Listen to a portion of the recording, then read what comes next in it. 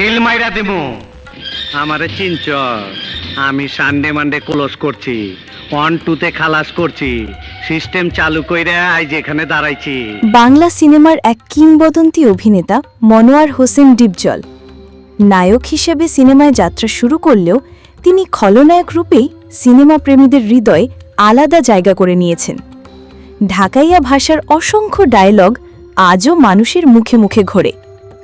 Sunday Monday close করে দিমু, এই ডায়লগ শুনলে আজও দর্শক হেসে লুটোপুটি খায়।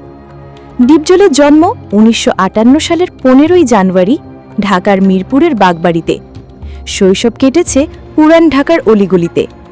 শোনা যায় ছোটবেলা থেকেই একটু উশৃঙ্খল স্বভাবে ছিলেন তিনি। পড়াশোনায় মনোযোগ ছিল না, বন্ধুদের সাথে আড্ডা আর ঘোরাঘুরি ছিল তার নেশা। তবে এই উশৃঙ্খল ছেলেটি একদিন হয়ে উঠবেন ঢাকাই সিনেমার ভয়ঙ্কর খলনায়ক, তা কে ভেবেছিল? ডিপজল প্রথম সিনেমায় আসেন নায়ক হিসেবে। তার প্রথম ছবি টাকার পাহাড়।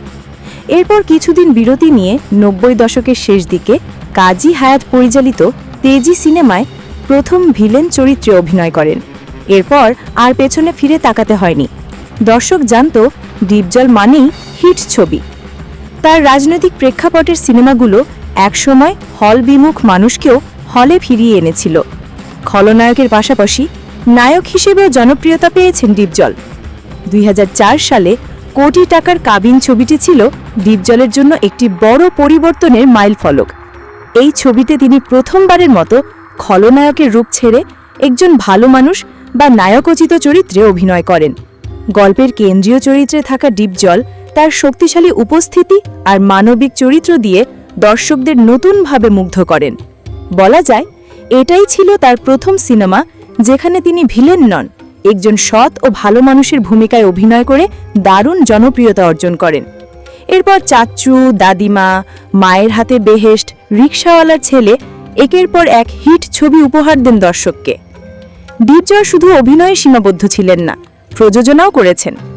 বস্তির রানী সুরাইয়া, ভাইয়ের শত্রু ভাই, ভয়ঙ্কর বিশুসহ অসংখ্য সিনেমা তিনি প্রযোজনা করেছেন। রাজনীতিতেও সক্রিয় ছিলেন তিনি।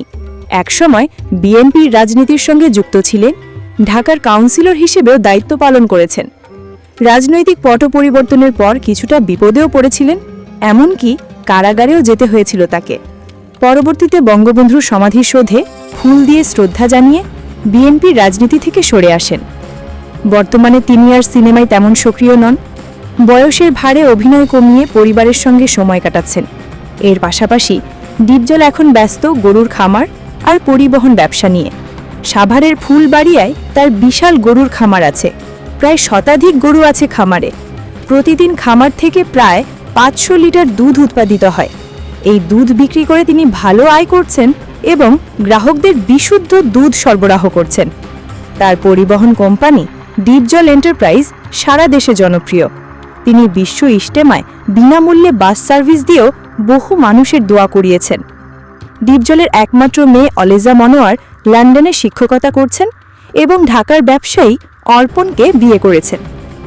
ডিপজল বিশ্বাস করেন বাংলা চলচ্চিত্র শিল্প আবার একদিন স্বর্ণযুগে ফিরবে। সুযোগ পেলে তিনি আবারও চলচ্চিত্রের উন্নয়নে অবদান রাখতে চান। প্রিয় দর্শক, আপনার প্রিয় ডিপজল অভিনীত কোনো সিনেমার নাম আর তার বিখ্যাত কোনো ডায়লগ কমেন্টে লিখে জানান। ভিডিওটি যদি ভালো লাগে অবশ্যই লাইক দিন, শেয়ার করুন আর আমাদের চ্যানেলটি সাবস্ক্রাইব করে সাথে থাকুন।